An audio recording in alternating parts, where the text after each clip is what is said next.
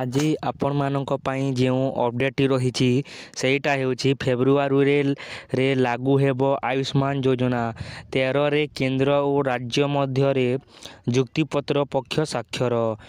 ତେବେ କ'ଣ ରହିଛି ଏନେଇ ସମ୍ପୂର୍ଣ୍ଣ ଅପଡେଟ୍ଟି ଚାଲନ୍ତୁ ଦେଖିବା। ଏମିତି ଭିଡ଼ିଓର ଅପଡେଟ୍ ପାଇବା ପାଇଁ ସବସ୍କ୍ରାଇବ୍ କରନ୍ତୁ ଟେକ୍ନୋପଡ଼ା ଚ୍ୟାନେଲକୁ ଏବଂ ବେଲ୍ ଆଇକନ୍ ଦବାଇ ଅଲ୍ ନୋଟିଫିକେସନ୍ ଅନ୍ କରନ୍ତୁ କିମ୍ବା ଘଣ୍ଟି ଚିହ୍ନକୁ ଦବାଇ ଦିଅନ୍ତୁ। ଆସନ୍ତା ଫେବୃଆରୀରୁ ଲାଗୁ ହେବ ଆୟୁଷ୍ମାନ ଯୋଜନା। ଏହି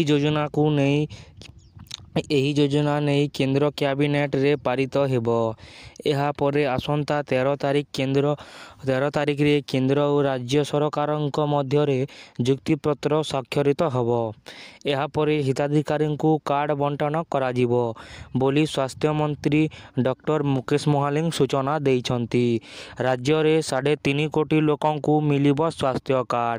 ଆୟୁଷ୍ମାନ ଭାରତ ଓ ଗୋପବନ୍ଧୁ ଜନାରୋଗ୍ୟ ଯୋଜନା କାର୍ଡ ମିଳିବ। ପୂର୍ବରୁ ଏହି ଯୋଜନା ଅଧୀନରେ 956ଟି ହସ୍ପିଟାଲ ସାମିଲ ଥିଲା।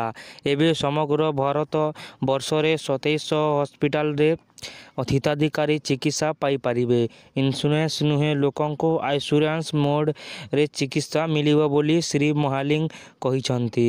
ତ ଫ୍ରେଣ୍ଡ ଇଏ ହେଉଥିଲା ଆପଣମାନଙ୍କ ପାଇଁ କିଛି ଅପଡେଟ୍। ଯଦି ଅପଡେଟ୍ଟି ଭଲ ଲାଗିଥିଲା ଭିଡ଼ିଓକୁ ଲାଇକ୍ କରି ଚ୍ୟାନେଲକୁ ମଧ୍ୟ ସବସ୍କ୍ରାଇବ୍ କରିନିଅନ୍ତୁ।